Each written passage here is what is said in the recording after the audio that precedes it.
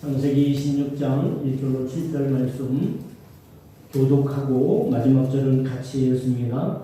아브라함 때 첫 흉년이 들었더니 그 땅에 또 흉년이 들매 이삭이 그달로 가서 블레셋 왕 아비멜렉에게 이르렀더니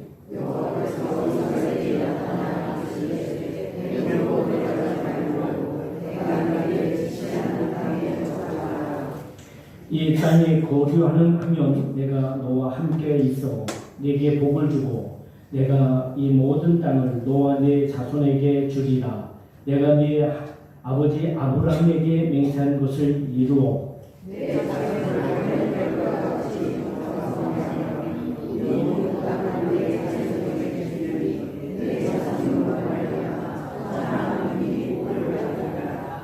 이는 아브라함이 내 말을 순종하고 내 명령과 내 계명과 내 율례와 내 법도를 지켰습니다 하시니라. 함께 있습니다. 그곳 사람들이 그의 아내에 대하여 물음에 그가 말하기를 그는 내 누이라 하였으니 리브가는 보기에 아리따움으로 그곳 백성이 리브가로 말미암아 자기를 죽일까 하여 그는 내 아내라 하기를 두려워하였더라. 아멘. 1절로 7절 말씀을 가지고 내가 지시하는 땅에 거주하라 하는 제목으로 말씀을 함께 나눕니다. 약 20여 년 전에 교회를 다 성도들이 다 잘생기죠. 그런데 젊을 때 여자분인데 여장부 같아요. 교회를 섬기다가 이제 연세가 되셔서 그때는 젊을 때는 예수님을 안 믿으셨고 나이가 들으시면서 예수님을 믿으신 분이신데 몸에 질병이 있다 보니까 이렇게 움직이는 것도 이렇게 편안하지 않았습니다. 그런데 뭔가를 좀 교회에서 좀 하고 싶은데 몸이 고동이 이렇게 자유롭지 않으니까 뭘 한다는 게 이렇게 쉽지 않았습니다. 그래서 제가 이렇게 기도하다가 그분에게 우리 교회는 최원사님이 이렇게 물을 떠다 놓으시지만 강단에 물 떠다 놓는 일을 하십시오라고 이렇게 말씀을 드렸어요. 그랬더니 그때부터 모든 예배를 다 나와야 되죠. 수요예배도 하고 물론 새벽 기도회는 따로 이렇게 물을 떠다 놓으신 분이 있긴 있었는데 늘 이렇게 물을 떠다 놓으시는 분이 있었어요. 어떤 때는 너무 힘들대요. 그러면서도 결국은 불을 떠다가 이렇게 놓으셨어요. 어디를 특별한 일로 출타할 일이 있으면 다른 분에게 이렇게 꼭 부탁을 드려서 물을 이렇게 떠다 놓으셨습니다. 지금이야 이제 하늘나라 가셨지만 그렇게 했던 집사님이 계셨었습니다. 그분이 어렵고 힘들어도 그 위치, 그 자리를 아주 성실하게 이렇게 지키셨습니다. 그러면서 제가 할 수 있는 게 뭐가 있나요? 남들처럼 봉사할 수 있는 것도 아니고 남들처럼 찬양할 수 있는 것도 아니고 그래서 이거라도 저는 끝까지 하겠습니다 라고 하시면서 일하셨던 사역하셨던 집사님이 계십니다. 오늘 본문은 이삭에 대한 얘기죠. 이삭은 아브라함의 아들입니다. 아브라함의 아들인 이삭이 있을 때 당시에 이제 아브라함 이후에 최대의 흉년이 들게 됩니다. 약 160년 만에 주어진 흉년이었어요. 성경에 나와 있는 역사를 추산해 보면 이삭이 겪은 흉년은 너무 힘든 흉년이죠. 뭐든지 다 마찬가지죠. 이삭이 겪은 흉년뿐만 아니라 우리도 현실에서 겪게 되는 흉년은 다 마찬가지라고 볼 수 있습니다. 일상을 살면서도 겪게 되는 날씨에 관한 흉년, 여기도 우리 동네도 보니까 이 금강이 있어 수리시설이 그래도 잘 되어 있더라고요. 그런데 옛날에는 그런 시설을 할 수가 없었기 때문에 흉년이 주어지면, 가뭄이 주어지면 그냥 그것을 몸으로, 삶으로, 생활로 맞이할 수밖에 없습니다. 방법은 그 자리를 피하는 거죠. 흉년이 있지 않는 곳을 가는 것이죠. 날씨적인 흉년도 있고 살다 보면 경제적인 흉년도 주어질 때가 있습니다. 우리나라도 IMF라고 하는 그런 흉년이 있었지만 모든 백성들이 근무기를 열심히 해서 그때 거친 돈이 60억인가 얼마 하여튼 굉장히 많은 금이 거쳐져서 큰 돈은 아니에요. 굉장히 나라를 다시 회복하고 혁신하는데 도움이 됐던 것을 보게 되고요. 근자에 들어도 이제 나라가 점점 발전하면서 경제적인 그 지표는 옛날같이 막 7%, 8% 이렇게 있는 게 아니라 1%, 2%, 아주 한 2%도 뭐 이렇게 짧게 이렇게 성장하는 그런 시대에 있습니다. 어떤 가정은 지금도 경제적 흉년을 아마 겪고 있는 분도 있을 것입니다. 이런 여러 가지 흉년은 우리의 삶에 막대한 영향을 주고 지장을 주죠. 사실은 우리가 신앙생활하지만 교회적인 흉년도 있을 수 있어요. 은혜가 임하지 않는다든지 교회 사람이 부족하다든지 어떤 상황이 어렵다든지 교회적인 흉년도 있을 수 있고요. 또 영적인 흉년 또는 가정적인 흉년도 있을 수 있습니다. 부부간에 또는 부모와 형제간에 또 형제와 형제간에 관계가 좋지 않는 것도 어떻게 보면 흉년의 일종이다라고 볼 수가 있습니다. 그런데 이삭도 마찬가지예요. 이삭도 너무 생활이 힘들다 보니까 아직 이삭에게는 가족이 이렇게 자녀가 많지 않았지만 그러나 그의 식솔이 많았어요.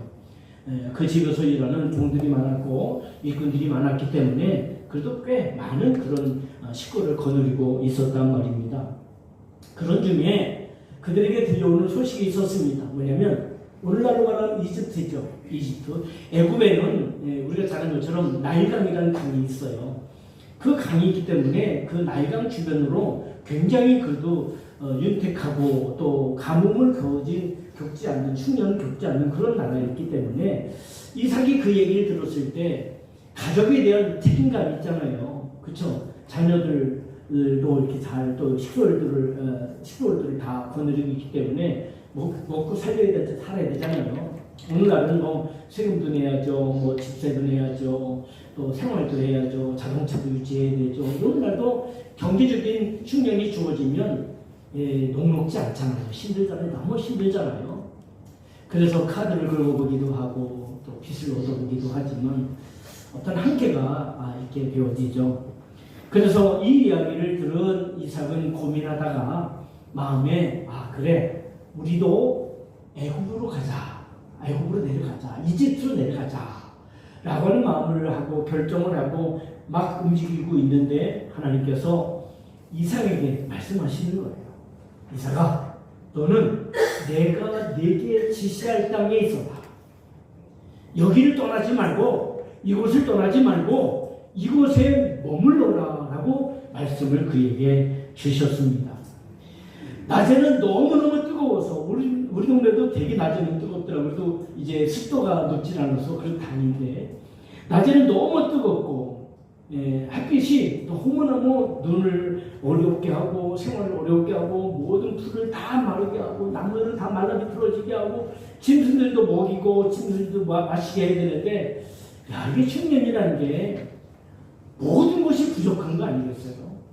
부족하다 못해서 진짜 갈급한 심령이 될 수밖에 없는 그런 상황이 아니겠습니까? 밖에는 부는 바람이 여러분 이스라엘이라는 나라, 가나안 땅이라는 나라 밖에 서쪽으로 가게 되면 지중해가 있습니다. 그 지중해는 해양성 온대 바람이 있어요. 그 바람이 불어올 때는 몸을 스치고 지나갈 때 땀이 다 말라버리고 땀이 마를 뿐만 아니라 피부가 다 꽃이 날 정도로 그렇게 메말라 있는 그런 시대에 살고 있었습니다. 이미 많은 사람들이 이집트를 향해 떠나갔고 왜냐하면 먹고 살아야 되니까 가족을 살려야 되니까 어떻게 거기 머물 수 있겠습니까? 굶어 죽는 사람도 있었습니다. 굶어 죽는 사람도 비일비재하게 있었고 짐승들이 죽는 거는 둘째치고 사람도 죽는 일이 비일비재하게 있었습니다. 그나마 새벽에 내리던 그 지역은 이상하게 새벽에 이슬이 아주 깊이 내립니다. 굉장히 우리나라 이슬이 내리듯이 새벽에 이슬이 굉장히 많이 내립니다. 비는 아닌데 그런데 그 새벽에 내리던 이슬조차도 내리는 것이 메말랐습니다. 그러다 보니 주변에 살기 위해서 사람들이 흥분한 상태에 있어요. 왜냐하면 먹고 살기 위해서 눈이 벌고 갖고 어디든지 무엇이든지 먹을 것이 있다면 인정사정이 없고 보세요. 그런 거 어디 있겠어요? 지금 흉년 때문에 다 메말라 죽고 지금 다 메말 가운데 어려운 가운데 있는데 무슨 체면이 필요하고 무슨 관용이 필요하겠습니까? 무슨 신사적인 마음이 필요하고 무슨 그런 인격적인 마음이 필요하겠습니까? 사느냐 죽느냐 죽느냐 사느냐 이게 문제단 말이에요. 오히려 호전적인 족속인 블레셋 사람들이 머무는 곳에 그가 있었어요.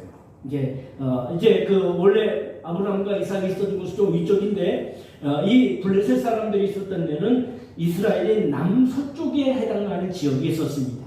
그 지역이었는데 이 블레셋 사람들은 호전적이고 싸움을 참 잘하는 사람들입니다. 그래서 용병으로 여기저기에 돈을 갖고 가서 싸움을 대신해주는 일도 많았던 사람이 블레셋 사람들입니다. 그 블레셋 사람들 속에 섞여 있었으니 환경적인 어려움도 가뜩이나 이 가뭄 때문에 또는 흉년 때문에 힘든 상황인데 이 블레셋 사람들은 또 더 무서운 사람들이었단 말이죠. 환경이 그야말로 정말 처절할 정도로 죽기보다도 더 어려운 상황 속에 그들이 놓여 있었던 것입니다. 그러나 이삭에게 너는 내가 네게 지시하는 땅에 거주하라. 그 땅이 바로 그랄이라는 땅을 말씀하고 있는 것입니다.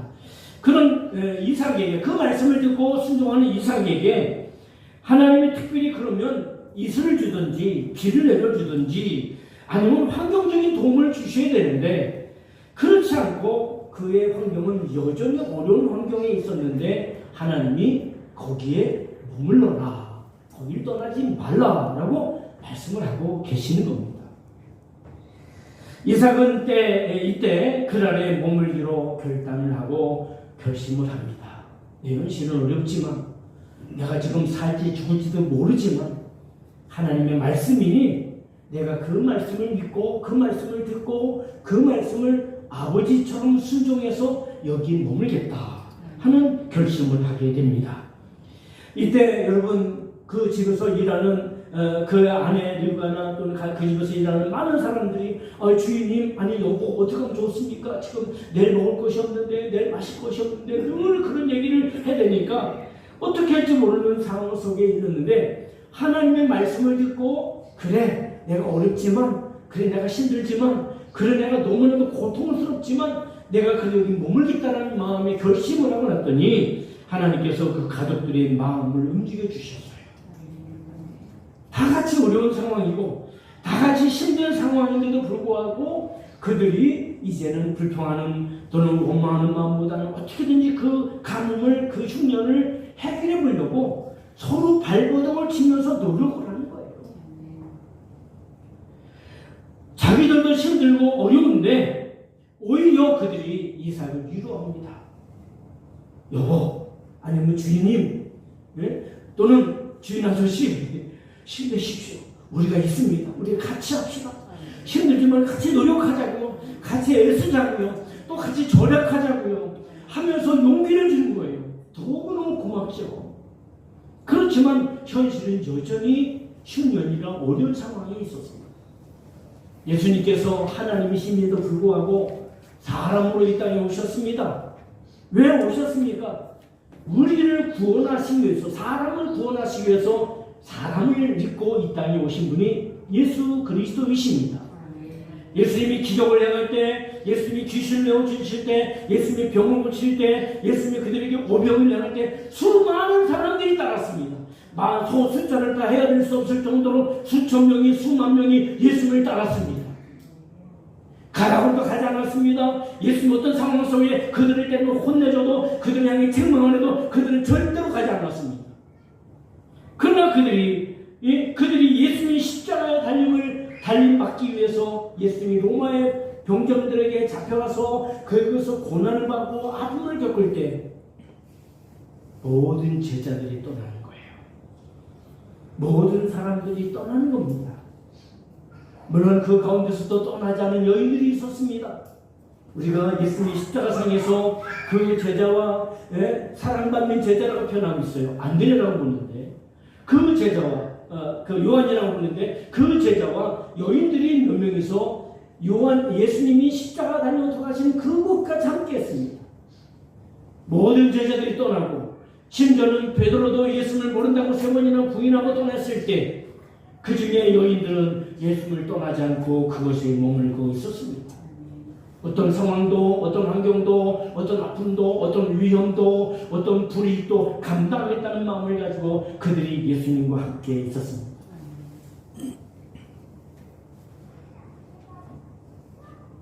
그들이 끝까지 동행하는 포기할 수밖에 없는 상황인데도 불구하고 그들은 포기하지 않고 예수님과 함께하고 있었던 것입니다. 우리가 때때로 살다 보면 직장을 다니고 또는 사업을 하고 또 어떤 상황이 주어지면 교회 생활하고 또 사회 생활하면 어떤 상황이 어려운 상황이 주어지고 힘든 상황이 주어지면 우리는 생각을 하게 되죠. 계산을 하게 됩니다.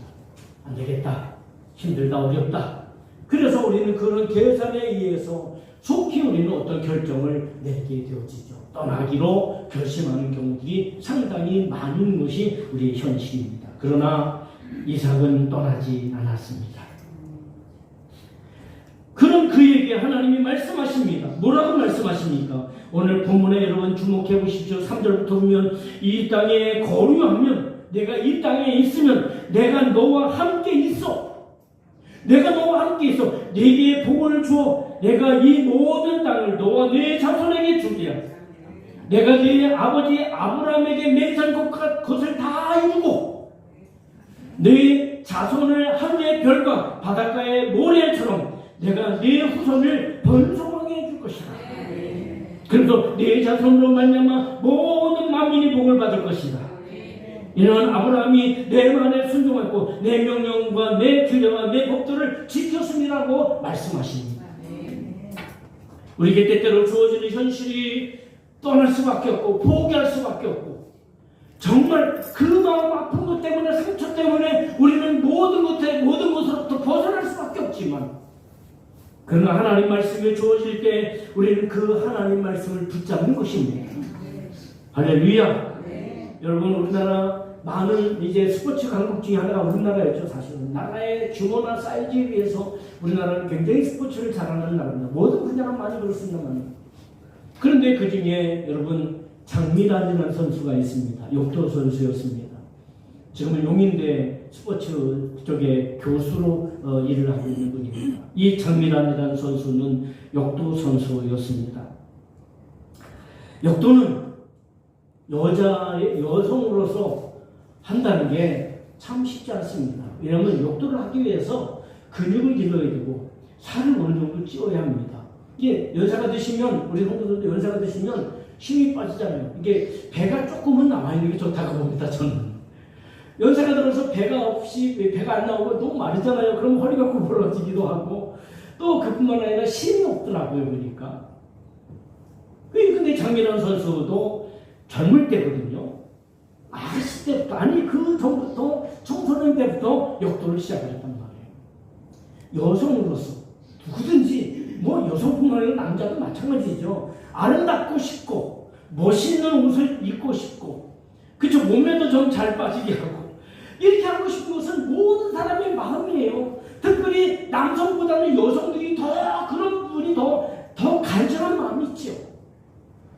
근데 역도를 한다는 것은 그것과 전혀 반대적인 의미가 있습니다.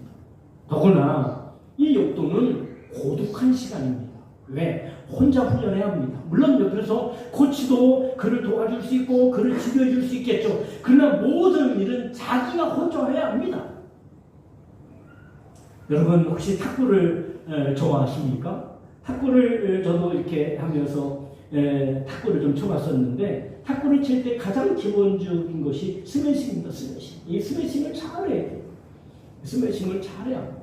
이거를 하는데 어떤 때는 막 몇백 번 해도 이게 정말 정작 탁구를 시험을 하다 보면 이게 스매싱이 안 돼. 그냥 막 이렇게 저렇게 달아가.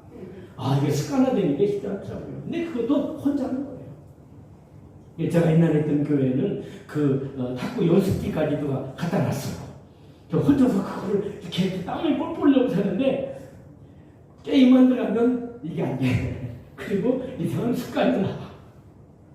그러니까 그것이 안 되잖아. 역도는 그의 부모님들도 반대했습니다. 미란아, 너 이거 하면 너무 힘들다, 너무 어렵다. 잘못하면 이거 무거운 거 들다가 잘못 들으면 힘이 빠진다든지 균형을 잃어버리면 그 역도 그곳에 깔릴 수도 있고 그럼 다칠 수도 있다. 너무 힘든 거다. 그러니까 나는 내가 안 했으면 좋겠다. 그런데 이 장미란 선수는 비록 여성이고 또는 그런 아름다움에 대한 꿈도 있고 그런 미에 대한 마음도 있었지만 그는 이것에 대한 마음을 가졌어요. 그래서 그는 그것을 자신의 인생의 하나의 철학으로 알고 그 욕도에 매진합니다. 사람들이 알아주지도 않습니다. 사람들이 이해해주지도 않습니다. 사람들이 함께해 주지도 않습니다. 그러나 그는 그 일에 전심전력하여서 우리가 잘 아는 것처럼 그는 세계적인 역도 선수가 되었던 것을 우리가 잘 알고 있습니다. 많은 사람들이 같이 시작했지만 많은 친구들이 같이 시작했지만 많은 친구들이 중도에 포기하고 다 도망가고 다 떠나갔지만 이 장미란이라는 선수는 그 자리에 끝까지 머물러 있었습니다. 그는 남으로는 눈물도 흘렸습니다. 남으로는 포기도 하려고 했었습니다. 갈등도 있었습니다. 그러나 그는 끝까지 그 일에 머물러서 갈 때 그는 세계적인 스타가 되어졌고 세계적인 선수가 되어졌고 지금은 그는 이제 교수로서 그 일을 또 후배들을 가르치며 양육하는 그런 일도 하고 있다는 사실을 우리가 알 수 있습니다. 죽기를 각오하고 노력할 때 거기에 하나님이 도우심이 임했던 것입니다. 하나님은 이삭을 도우십니다. 가족과 종들을 설득하는데 하나님이 개입하셔서 그들의 마음이 그들과 함께 동하도록 같은 마음을 갖도록 하셨다는 것입니다. 우리가 같이 읽진 않지만 8절의 말씀을 보게 되면 그래서 이삭이 거기 오래 거주하였으니 이삭이 거기 오래 거주했다. 그날이라는 땅에 흉년의 땅에 오래 거주했다라고 성경은 말씀하고 있습니다. 그냥 있는 것도 힘든데 가족을 먹여 살려야 합니다. 또 그 가족의 생명을 유지해야 합니다. 또 그뿐만 아니라 블레셋으로 인한 인간적인 문제, 안전의 문제 그런 것에 대한 그것도 그는 신경 쓰고 있어야 합니다. 왜냐하면 오늘 말씀 중에서 볼 때 이 블레셋 사람들이 심지어는 이삭의 아내를 뺏어가려고 했어요. 하나님이 그를 도우셨기에 그 아내를 빼앗기지 않을 수 있었습니다. 여러분 보세요. 필요할 때 그런데 하나님이 이렇게 필요할 때 하나님 어떻게 도우셨습니까? 하나님 사람을 만나게 하여 주시고 또 짐승들이 병이 들지 않고 또 건강하게 하여 주시고 또 함께하는 그 무리들이 싸움하지 않고 갈등하지 않고 오히려 어려울 때마다 어려울수록 더 그들이 화합하고 더 서로를 도와주고 서로를 위로하고 격려하는 그런 모습들이 그들에게 있었다는 것입니다. 심지어 날씨도 하나님이 주관해 주십니다. 형들에게 종으로 팔려간 요셉을 기억하십니까? 요셉은 제가 볼 땐 그래요. 그가 마음만 먹었으면 이집트에서 그는 그 종에서 그곳에서 그가 탈출을 해서 그는 고향으로 돌아갈 수도 있었을 것입니다. 그러나 이삭은 그것도 하나님 주신 한 부분이라고 생각하고 그곳에서 애굽이라는 동네에서 종으로 머물러 있었습니다. 또 심지어는 그는 아무런 죄도 짓지 않는데 죄를 졌다고 무언을 받아서 감옥에도 갇힌 일이 있었습니다. 거기에 대해서 그는 자기를 향해서 변명하고 자기에 대해서 그것에 대해서 옳음을 주장할 수 있었지만 그것에 대해서도 요셉은 그것을 감당해 냅니다. 그랬더니 하나님은 이삭을 이집트의 총리로 하나님이 그에게 축복을 주셨습니다. 그를 총리로 세우심으로 그의 아버지의 가족이 약 70명이 됐다 그랬어요. 그 70명이나 되는 그의 아버지의 가족을 다 구원하게 하는 역사를 이뤘고 그뿐만 아니라 이집트에 살고 있는 모든 사람들을 흉년으로부터 그들을 다 구원해는 정말 스타 중에 스타고 구원자 중에 구원자가 됐던 사람이 바로 요셉이었다는 사실입니다. 그런 그에게 하나님의 도우심이 더 있었고 은총이 더 있었던 것을 우리가 알 수 있습니다. 여러분 보세요. 결국 나중에는 요셉이 자녀가 둘이 있었는데 에브라임과 므낫세라는 두 자녀가 있었는데 이 두 아들들이 야곱이잖아요. 요셉의 아버지가 야곱이잖아요. 야곱의 아들이 12명인데 12명 중에 한 사람이 요셉이었단 말이에요. 근데 요셉이 이제 그 위치에서 나오고 레위가 그 지파에서 나오고 요셉의 두 아들이 위에 단계에 올라갔어요. 그래서 그들은 오히려 그뿐만 아니라 땅도 세 곳을 받습니다. 장자의 복을 받은 사람이 요셉이었습니다. 하나님을 믿는 믿음으로, 의지하는 믿음으로 힘들고 어려웠지만 그가 끝까지 견디며 인내하며 그 자리를 지켰을 때 하나님은 그에게 갑절의 복을 주셨음을 믿으시길 주의 이름으로 축복합니다. 우리도 하나님의 살아계심을 믿고 도우심을 믿고 하나님의 섭리의 은총의 자리에 머물러 있는다면 그것이 힘들고 그것이 어렵고 때로는 갈등도 있고 죽을 만큼 힘들고 어렵기도 하지만 끝까지 주님의 섭리 가운데 머물러 있는다면 하나님의 은총의 역사가 축복의 보따리를 풀어주시는 역사가 우리에게도 있게 될 줄 분명히 믿습니다. 요 이삭이 그날의 믿음으로 순종하며 머물러 있는 그 동안에 하나님이 축복을 주십니다. 더군다나 음흉하고 욕심이 많던 아비멜렉에게서 그의 가정을 보호해 주십니다. 아비멜렉은 당시에 그 블레셋 지경의 왕이었습니다. 그 아비멜렉이 이삭의 아내가 아름다웠기 때문에 그 이삭의 아내를 갖고 싶었어요. 그래서 사실은 두려움 때문에 그 아내를 아내라고 말하지 않고 누이라고 말했던 겁니다. 왜냐하면 자기도 살고 싶어서. 결정적일 때 치사한 부분이 있더라고요, 남자들이. 여기 우리 군산 나사롭게 있는 사람들을 빼고 저기 쓰시만 소매를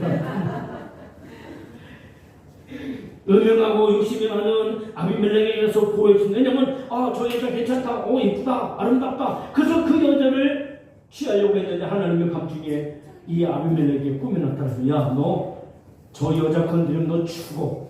너만 죽는 게 아니라 니네 가족 다 죽어. 하나님이 밤중에 나타나서 그 협박을 하셨어요. 그래서 깨서 깜짝 놀랐어. 야, 잘못하면 큰일 날 뻔했다. 그래서 이삭을 불러서 야, 너 왜 거짓말 시켰어? 아내라고 말하지. 너 때문에 우리 가족 다 몰살낼 뻔했다. 그래서 이삭에게 불평했던 것을 보게 됩니다. 그로부터 지혜롭고 복스러운 아내를 보호해 주셨습니다.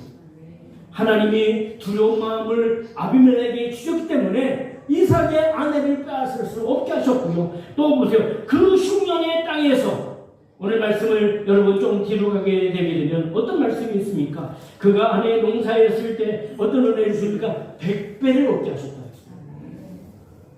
그냥 평상시에 여러분 농사 져서 보통 벽시 하나에 150알, 옛날에 170알, 180알을 열린다고 했거든요. 통일계 같은 건 훨씬 더 많이 열렸어요. 떨어진 게 많이 있어서 그렇지.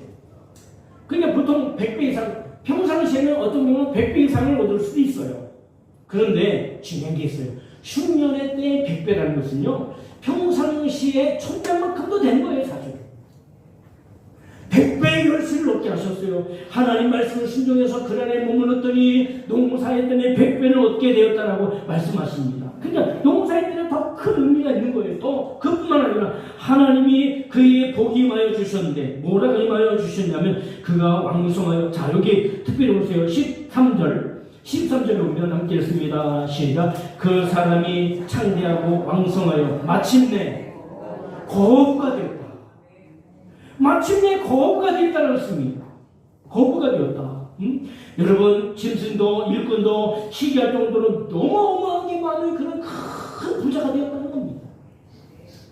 너무 힘들다고, 너무 어렵다고, 만약에 이삭이 이 하나님의 약속의 땅, 언약의 땅을 떠나서 그가 이집트로 내려갔다면 과연 이런 은혜와 축복이 임했을까요? 또 한 가지 복이 거기 보면 나와 있습니다. 이 이삭이 너무너무 대단하기 때문에 14절에 보면 양과 소와 떼를 이루고 종이 힘이 많으므로 블레셋 사람이 그를 시기했다. 그뿐만 아니라 그가 너무 강하니까 16절에 보니까 아비멜렉이 이삭에게 이르되 네가 우리도 크게 강성한즉 우리가 우리를 떠나라. 여러분, 그렇다고 이삭이 무슨 큰 군대를 거느리고 있던 게 아니에요. 그러다 보니까 너무 두려울 정도로 그들이 막 번성해 가는 거예요. 사람도 많아지고 식솔도 많아지고 그뿐만 아니라 재산도 많아지고 재산도 많아지고 너무너무 커지는 거니까 그것 때문에 아비멜렉이 두려움을 느꼈습니다. 군대가 있어서가 아니었습니다. 그래서 크고 강성했다라고 말하고 있습니다. 이삭이 하나님 말씀을 믿고 그날에 떠날 수밖에 없는 상황에서도 떠나지 않고 하나님 앞에 그곳을 기다렸더니 그에게 주신 복이 이제 그의 가정을 지켜주셨고 그가 10년에 100배를 새롭게 하셨고 또 그뿐만 아니라 마침내 복이 임해서 그가 거부가 되어졌고 그가 큰 군사력을 갖지 않았음에도 불구하고 그가 크게 강성했다라고 성경은 말씀하고 있습니다. 그러므로 우리도 하나님의 섭리를 알고 힘들고 어렵지만 하나님의 섭리하신 곳에 머물러 있어야 될 줄 분명히 믿습니다. 하나님이 우리 교회를 이곳에 머물게 하신 것을 여러분 아십니까? 제가 요 며칠간 새벽에도 말씀드렸지만 여러분 보세요. 이 교회 앞에 있는 길이 옛날에는 저렇게 좋은 길이 넓은 길이 없었다고 들었습니다. 그러나 이 처음에 제가 그전에 그런 일이 들었었던 분한테 저기 군산에 열린문 교회를 다니면서 잘 모른다. 그 교회는 교회에 들어가는 입구도 좁고 도적받고 차를 대답하고 그런 얘기 들었었어요. 옛날에 그랬었나 봐요 우리 교회가. 근데 하나님께서 이제 기다렸더니 하나님께서 이 마지막 시대의 복음의 센터로 우리 군산 나사렛교회를 세워주시려고 교회 앞으로 큰 길로 내어주시고 교회 주변에 있는 집들을 다 정리하셔서 이제 교회 영역을 넓히시려고 교회를 하나님을 통해서 이 시대에 하나님의 위대한 역사로 쓰시려고 준비해 가시는 모습이 오늘 우리가 지금 목도하고 있는 것입니다. 할렐루야. 옆으로 가는 길도 내셨고 교회 주변을 넓히시는 그런 정리하시고 복음을 위해서 복음의 열정과 복음 성령의 충만한 은혜를 주시려고 우리 교회를 세워가시고 있음을 믿으시길 주의 이름으로 축복합니다.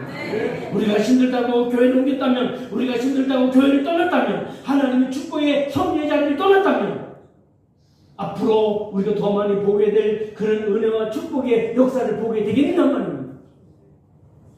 여러분과 저를 이곳으로 인도하시고 머물게 하실 뜻이 있습니다. 이제까지 여러분을 하나님이 준비해 주셨습니다. 저도 부족하지만 은혜를 주셔서 준비하게 하여 주셨습니다. 그래서 마지막 나의 주어진 모든 생활이 얼마큼 될지 모르지만 하나님께 나의 삶의 전부를 쏟아부도록 하시는 이 축복의 자리로 저를 인도하여 주셨습니다. 그러므로 우리는 시간을 보내는 사람이 아니라 사명의 사람으로 믿음의 사람으로 비전을 이루는 사람으로 훈련을 감당하고 그는 또 준비하여서 하나님의 역사를 감당해내는 마침내 거부가 되었던 것처럼 마침내 부흥의 역사가 나타나고 마침내 선교의 센터로서 그 일을 감당해내는 능력 있는 교회가 되어지기를 주의 이름으로 축복합니다. 능력 있는 가정이 되어지기를 주의 이름으로 축복합니다. 곧 더 큰 축복의 때가 우리에게 올 것입니다. 축복은 고난 뒤에 숨어서 온다는 말이 있습니다. 현재 주어진 고난, 육체적 질고 또는 가정적인 어려움도 생활적인 힘든 일도 재정적인 어려움도 신앙적인 갈등도 사람에게 주어진 관계적인 어려움도 우리는 지금 영적, 육적, 생활적인 흉년을 맞이하고 있는지도 모르겠습니다. 그러나 여러분 우리가 하나님이 내게 지시하는 그곳에 머물러 있으나 하는 그 말씀을 붙잡고 우리가 믿음으로 간다면 하나님의 말씀이라면 말씀을 붙잡고 말씀을 따라 주님을 따라 하나님의 때를 기다린다면 위대한 역사를 이룰 줄 믿습니다. 그래서 이런 말이 있습니다. 급하면 이스마엘을 낳고 기다리면 이삭을 낳는 것이다 라는 말이 있어요. 이스마엘은 버림받은 자예요.